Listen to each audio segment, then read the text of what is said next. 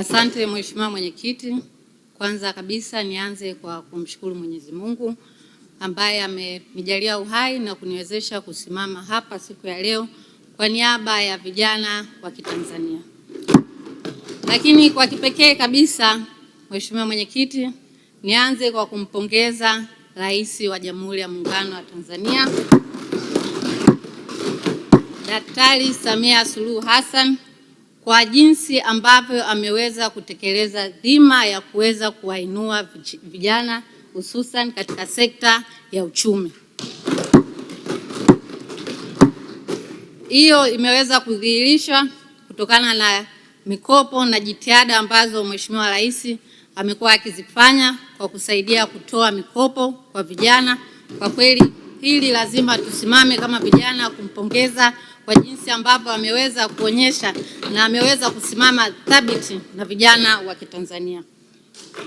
Mheshimiwa Mwenyekiti, nitakuwa mchoyo wa fadhila nisipompongeza pia Mheshimiwa Waziri wa Maendeleo ya Vijana kakaangu Joel Nanauka. Kwa kweli ameweza kuwasilisha hotuba yake leo asubuhi na tumeweza kuipitia, lakini kwa kuipitia huko tumeweza kutambua ni jinsi gani ambapo ameweza kujikita zaidi katika kuwasaidia vijana, kuwainua, lakini kuleta mapinduzi makubwa ambayo yanalenga moja kwa moja vijana wa Kitanzania. Kwa hilo nikupongeze sana. Mheshimiwa Mwenyekiti, mengi yameshaongelewa na vijana wenzangu, lakini kwa siku hii ya leo naomba nijikite kwenye mambo makuu mawili. Nikianza na swala la mikopo. Ni kweli serikali imejizatiti na imekuwa ikiendelea kutoa mikopo kwa vijana, lakini bado hatuwezi kutegemea mikopo tu. Najua ni ukweli mchungu, lakini lazima tuongee. Hatuwezi kutegemea mikopo tu katika kuwezesha vijana hao.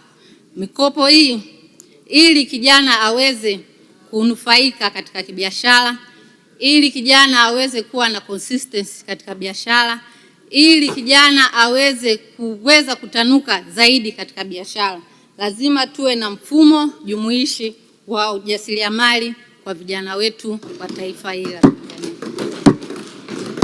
Tunapozungumzia mfumo huo wa ujasiriamali, kwanza kabisa lazima tuwajengee uwezo, yani capacity building kwa vijana. Serikali inajikita zaidi katika kutoa mikopo ambayo kweli imekuwa ikitusaidia, lakini lazima tuwajengee uwezo vijana hawa ili waweze kupata elimu au mwanzo mzuri wa kuweza kuitumia mikopo hiyo. Nasemea hapa katika capacity building nitajikita zaidi katika swala la elimu ndogo tu kama ya utunzaji wa fedha, lakini pia elimu ya kuweza kutambua kodi za serikali na jinsi ya kuanza mwanzo wa biashara. Hii itamwezesha kijana huyu hata anapoingia katika biashara kupitia mikopo ambayo imetolewa kuweza kutambua ni namna gani ambavyo ataweza kutunza kumbukumbu zake za fedha, lakini ni namna gani ataweza kukabiliana na kodi ambazo zitakuwa zinakuja, anakuwa na uelewa wa kodi hizo. Lakini swala la pili ninaweza kuzungumzia kuhusu mafunzo ya kisekta, yani sector specific training. Kweli mikopo imekuwa ikitolewa na vijana wamejikita waziwazi katika kuwekeza katika nyanja tofauti. Wengine wamejikita katika kuwekeza katika teknolojia, lakini wapo ambao wamejikita kuwekeza katika kilimo, wapo ambao wamejikita kuwekeza katika viwanda vidogo. Kusema kuwachukua wote hao na kuwapa training siku moja ya ujumla ni uongo. Ni sasa tutakuwa tunatwanga maji kwenye kinu. Lazima tuwatafute maprofessional.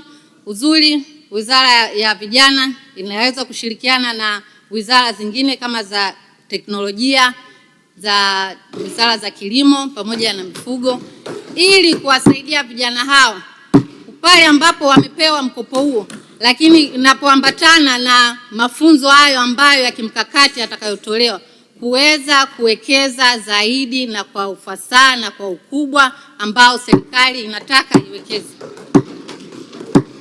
Lakini jambo la tatu, Mheshimiwa Mwenyekiti, ni kuhusu swala la additioning of value, yani kuwajengea thamani ya vijana hao. Mikopo inatolewa, lakini pia lazima tuhakikishe kwamba tunawajengea thamani ya bidhaa hizo ambazo vijana wanaweza wamejikita zaidi katika kuziwekeza, na bidhaa hizi lazima ziambatane na soko la ushindani ambalo lipo kitaifa na kimataifa. Tunaweza kuwapatia training, lakini pia kuwasukuma kuwezesha kuzalisha bidhaa ambazo zinaendana na soko la kila siku.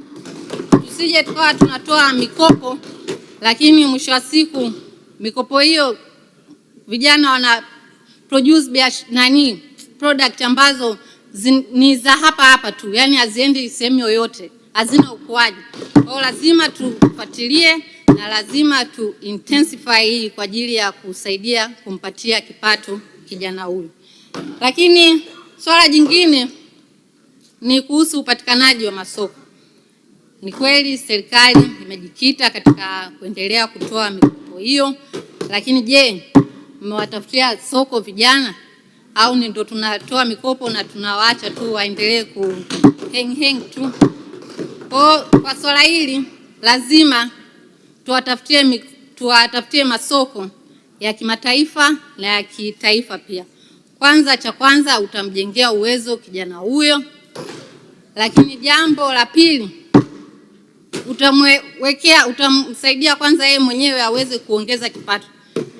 Ni comfort ambayo anaipata kwamba pale ambapo anapata mkopo, lakini serikali inamtafutia soko la kuweza kuuza bidhaa hiyo ambayo ameweza kuizalisha kupitia mkopo huu.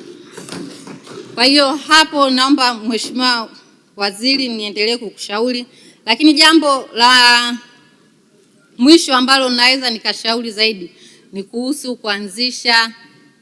kuanzisha maonyesho ya vijana,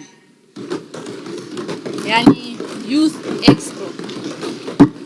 Serikali yetu imekuwa ikisifika kwa kuanzisha maonyesho ya biashara kama Sabasaba ambayo kiuhalisia yamekuwepo kwa miaka mingi, lakini pia kuna maonyesho ya wakulima Nane. Kwa nini sasa isifike wakati na sisi tuwe na maonyesho yetu? Kwa kuwa tumetoa mikopo na tumewawezesha vijana hawa, database tunayo, kwa nini tusiwajengee kuwepo na maonyesho hayo ya vijana? Cha kwanza Mheshimiwa Jessica, muda wako umesha. Basi nimalizie. Naomba nimalizie Mheshimiwa. Malizia kwa kuunga mkono hoja. Nimalizie kwa kuunga mkono hoja. Asante sana. Nimuita Mheshimiwa Mary Daniel Surati, Mheshimiwa Bengi Masana Isa.